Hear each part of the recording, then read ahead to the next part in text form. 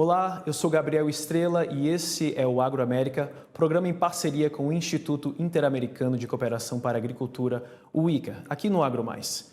A proposta é mostrar iniciativas inovadoras e compartilhar boas práticas nos 34 Estados-membros. Hoje o assunto é um projeto de agricultura resiliente em Trinidade e Tobago, que visa melhorar a mitigação dos impactos da mudança climática por meio da gestão de recursos hídricos e reabilitação de solos degradados. Tudo isso por meio de práticas que podem ser aplicadas por agricultores familiares. Quem conversa com a gente é um dos vencedores do prêmio A Alma da Ruralidade, que o ICA outorga a líderes da ruralidade nas Américas. Ramgopaul Roop é um agricultor, empreendedor e consultor de boas práticas rurais. Ele tem mais de 50 anos de experiência no setor agroindustrial, no meio público e privado e atual administrador regional da Associação Caribenha do Agronegócio. What is resilient agriculture and the role of agriculture farmers in combating climate change? Resilient agriculture is one, you need to understand your vulnerability, how vulnerable you are to the impacts of climate change. And having that knowledge, you would be able to implement practices that would make you become resilient. And some of the smallholder farmers, they are among most of the world's poorest people who directly depend on soil and water as the primary resource base for their livelihoods. So soil and water management are key aspects of building resilience to this climate change and the impact of climate change. We should take note also that some of the characteristics of smallholder farmers is that smallholder farmers, there are approximately 570 million small farms worldwide, and they cultivate in less than 2 hectares, occupying lands on traditional and informal tenure. These are in risk-prone areas and on marginal soils. However, they account for 84% of all farms and produce approximately 30% of food globally. These farmers constitute approximately 75% of the world's underprivileged, hungry, and undernourished people. They are most vulnerable to climate impact, which result in significant yield gaps. Because of limited adaptive capacity to climate change, based on a lack of knowledge and experience, low income, small farm size, inadequate access to technical assistance and market, marginalization to resources, information, technology, capital, and assets. They appear inadequate to cope with the challenges of production. So that the smallholder farmers, they need assistance, and due to economies of scales, their investment capacity and a lack of technical knowledge, they can contribute to their contribution can decline over time. In regions such as Latin America and the Caribbean, smallholder farms employ more than 60 million people and contribute 30 to 40% to the agricultural GDP. Additionally, primarily due to the close bond between family farms and the rural landscape, smallholder family farms are also identified as a critical instrument in reducing poverty and other social ills. Approximately 80% of the global agricultural production depends on rain-fed cultivation, especially in the tropics. And in the tropics, there are several types of problem soils, such as shallow soils, heavy clay, saline, and steep gradients with strong, highly erodible, and strongly acidic or alkaline qualities. These soils present unique agricultural water management challenges with different levels of severity. However, heavy clay soils arguably present the most severe water and crop management challenges because they become sticky or heavy when wet and very hard and shrink and compacted during dry conditions. I am cultivating on heavy clay soils. Crop production on heavy clay soils is restricted by severe moisture deficiencies during the dry season when the lands are desiccated. These restrictions consist of physical factors including high bulk densities and very high soil resistance, which result in poor root-soil relationship. Heavy clay soils are compact with low infiltration rates, inadequate root depth, limited root room resulting in from soil genetic factors or localized tillage practices impose severe constraints on rain-fed crop production. 80% of the farms worldwide, smallholder farms worldwide, are rain-fed. And in Trinidad and Tobago and most of the Caribbean, most of the soils are heavy clay. Trinidad, 70% of the soils for agriculture is heavy clay, consists of heavy clay soils. So while there are no silver bullet solutions, we need to adapt and modify technologies based on each situation. Can you give an example of one of these modifications, technological modifications, which we can assume have to be cost efficient as well for family farmers to be able to afford them? One of the soil management is soil amelioration, in that you heavy clay soil. In my case, what we did heavy chiseling, deep plowing, and forming beds, not long beds, but for smallholder farms, short beds with adequate drainage. It is important. It is important to establish drainage because in the rain season we are subjected to flooding, and we need to get that water out as quickly as possible. But at the same time, on smallholder farms, what is necessary is that you don't let the water go to waste. You need to have storage capacity for that water, and harvest that water on the farm so that you can utilize it for irrigation purposes. Yeah. And with this kind of adaptation, I mean, a lot of the family farmers don't have much space. Usually, throughout the American continent, agricultural family farmers have small-scale land. Is this ability to capture all the water and store it on the farm, what is, in your experience, the capacity that these family farmers can achieve, especially in countries where the seasons are varied between rain season and a dry season, in which they have to store this water for the dry season, which can last for more than 3-4 months? That is a very good question. My example here is that I've on small farms, we need to construct adequate ponds, water irrigation ponds.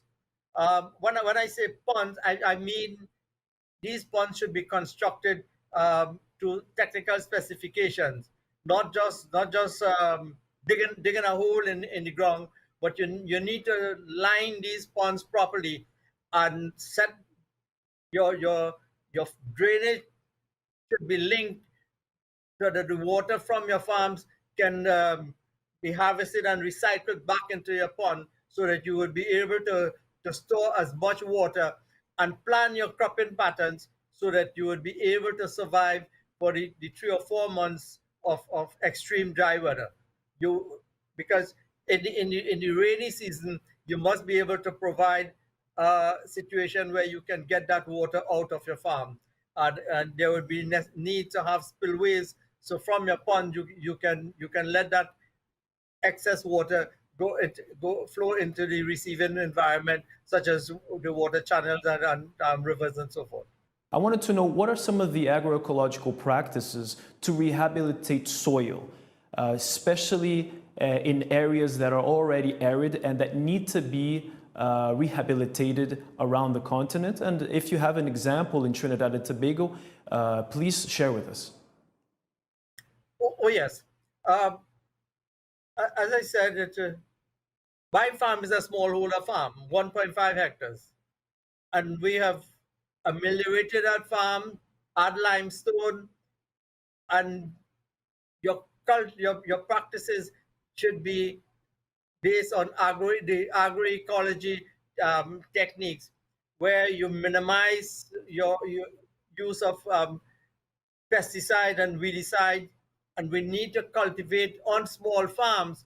We need to intercrop with trees, not only fruit trees and so forth, but we need to have trees like leguminous trees that can provide windbreaks and provide shade for your cropping system, and that is very important. Like on my farm, I have trees around the periphery that serve as windbreaks in time of storms and so forth, and provide a cooling effect on it.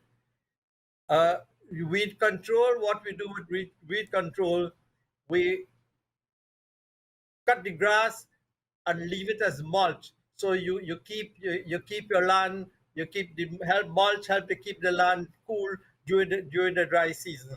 So you do not spray and remove all the weeds from the soil. Weeds plays an important part in cropping. Many people do not understand that the importance of having weeds on your field. You need to have crops providing shade for other crops. For example, farmers can do in the rainy season, they can provide a drain and develop the farm in such a way that the water do not go to waste. In the Caribbean, we cultivate what we call dashing or the taro, where it utilizes the water. So what I have done is that in the drains throughout the field that flows into the irrigation pond, we have the dashing or the taro that provides a crop. So you utilize that water as it flows into it. It is not just a bare drain, it is one that with a crop that has economic value in it. The diversification of crops that are planted in the area, along with the utilization of trees, not only for shade, but also for a wind barrier, is very important. How is this soil management differ between mainland crop production and hilly area crop production? Is there a difference that family farmers should know about? Yes, and you see, as I said, there is no silver bullet solution. It depends on your location.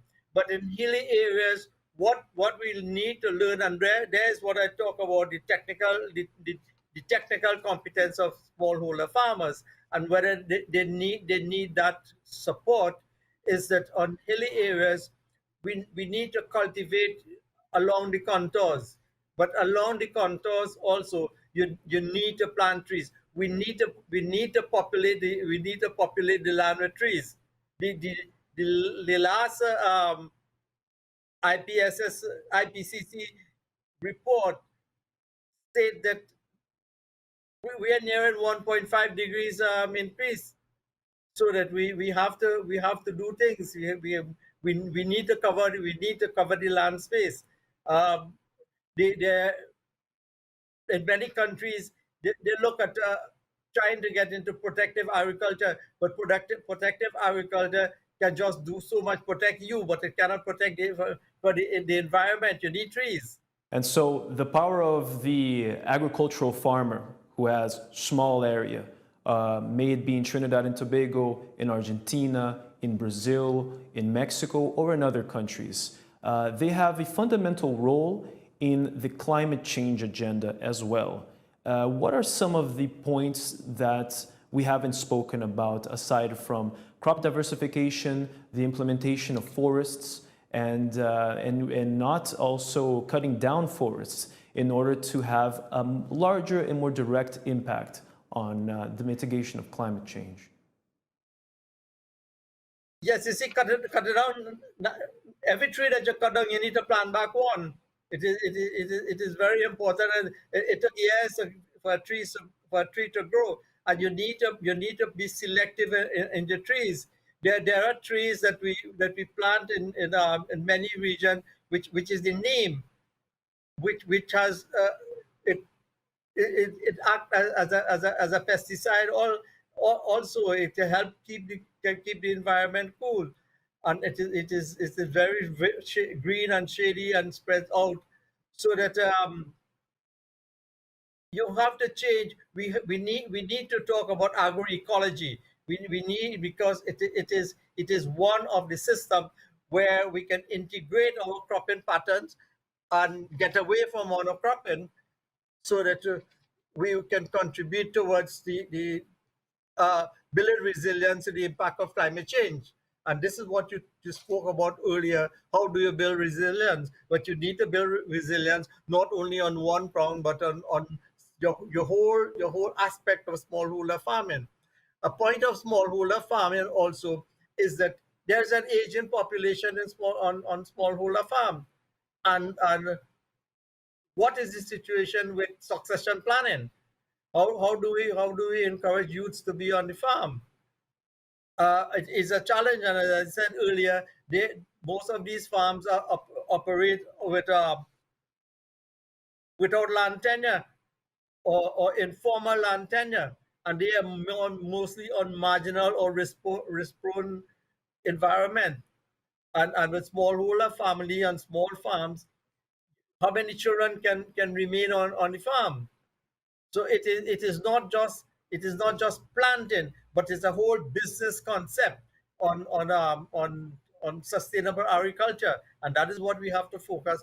How do you retain sustainable agriculture for the next generation, so that the present generation of farmers need to transfer that traditional knowledge to a next generation, and we need a training process. So there's a process of adaptation between not only finding the appropriate means of agroecology and how to implement that in the different case scenarios of different agricultural farmers, but also a sense of business planning. Could you give Exactly, you need that some business examples? concept. Yes. Could you give Yes. some examples of some of the key changes that small agricultural farmers need to implement to improve their business or even begin their business planning?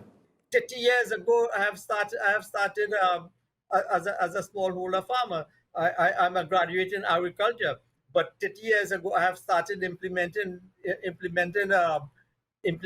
agroecology and these technical measures, so that and I have registered my business 30 years ago. And when you register your business as a smallholder farm and you trade, you build credit rating for yourself. Without showing records, we need to teach farmers how to keep records, so you can present your records to bankers, because you need finance, and you must show that you have the capacity to manage money and manage a business. Without that, we would continue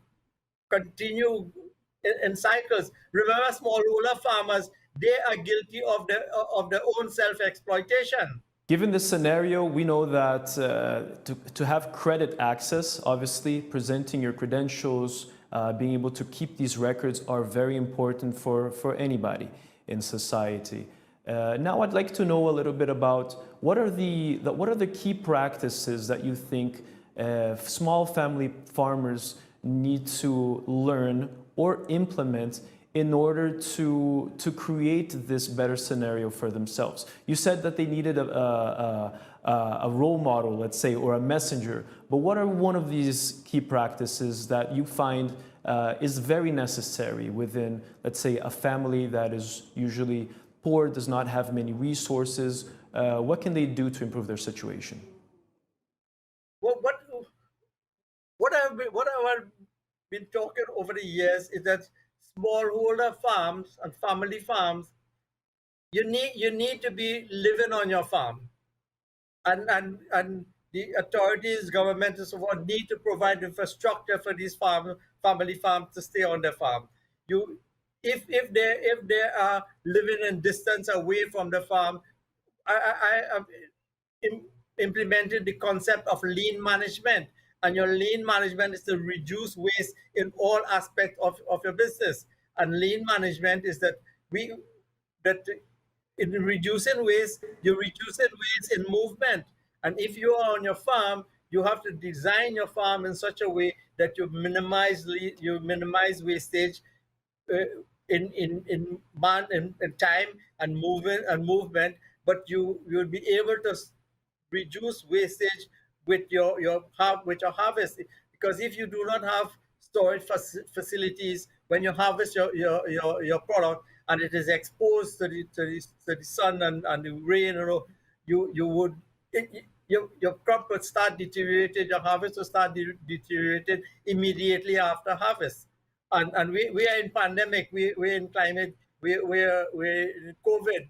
We talk about sanitary conditions. So we need to start to look at providing sanitary conditions for farmers so that they will be able to grow food, because there's need for traceability. We need to know where the food is coming from.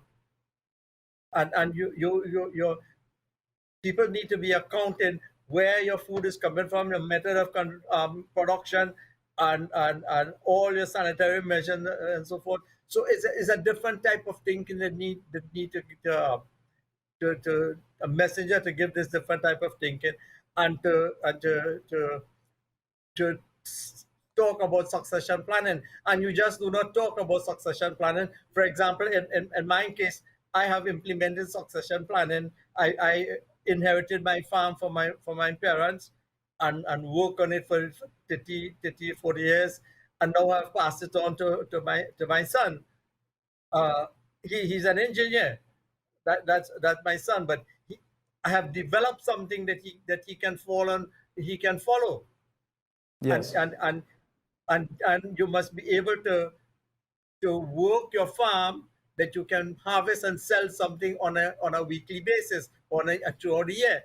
We have been marketing throughout the year. We have limes as our main crop, and we have been selling limes on a weekly basis.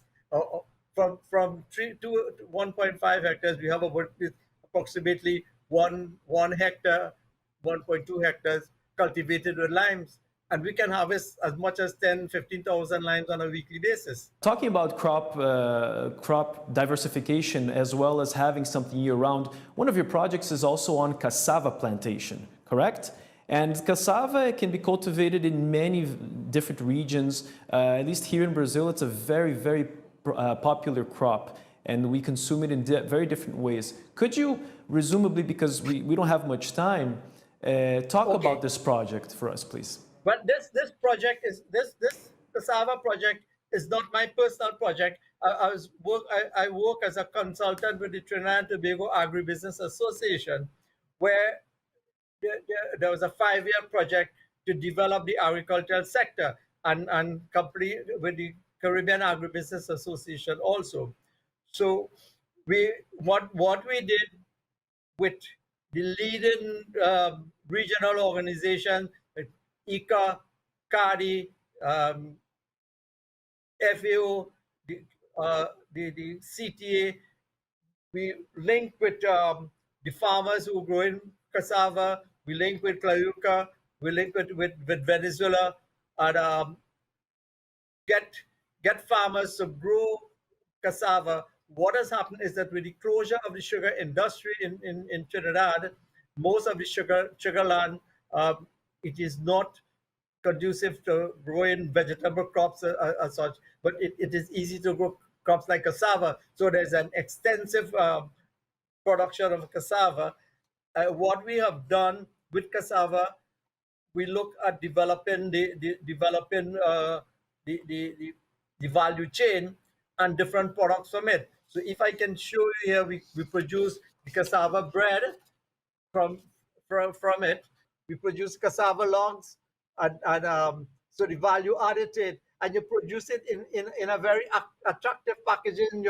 In a way, you have you have to up your product need to be you need to treasure your product and do it in a way that people can buy it. For example, my limes, when I sell to the supermarket, I package my limes with labels so that you can see the labels in it. This is one of the labels that I have with my limes, right? Fantastic. It is packaged in different sizes so that it is in the supermarket. So people Fantastic. just pick up one. It tells you where it is coming from. Is a farm that we had one agricultural entrepreneur. It is certified. You give a background of it, and so when people they know that they can trace it where this product coming from. And this is farmers. We need to get them to think as businessmen, and we Fantastic. need messengers outside there. Well, we've gone from crop diversification to agroecology to also business planning and now marketing. Ramgopaul, we are out of time right now, and I would like to thank you so much for your participation. Your work is very, very inspiring, and we're very honored to have you here. It's a pleasure. It's a pleasure to be on the program. And it's a pleasure to share my experiences. And I am telling you not something from the book. I'm telling you what I have practiced and what I'm doing. And what I emphasize is that we need to educate the population. We need to educate our farmers. And I'm showing that it is never too old to learn. You can learn. For example, I graduated in agriculture in 1971, but I got my MBA in 2016 when I was 69, and I got my master's in human resource management when I was 71, and I have applied to do my PhD at 74. So that we need to tell people outside there that you're never too old to learn, that you can learn, and all I'm like to leave this message that if you take care of the land will take care of you. Mahatma Gandhi said that if you live as today is your last day, but learn as if you would live forever. And this is the message that I want to share with you all also. Okay. Well, thank you very much, Mr. Ramgopaul. It's never late to learn. Practice makes perfect, as well as taking care of the land. The land will take care of us. We'll be sure to remember that. Thank you so much for your participation. It's a pleasure. Thank you very much for having me.